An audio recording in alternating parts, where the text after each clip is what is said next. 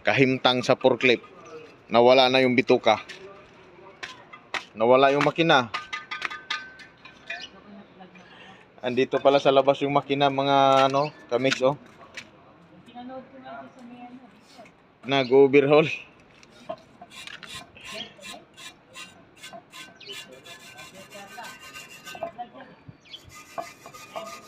Anong sira niya, boss? Bakit nag-overhaul ka?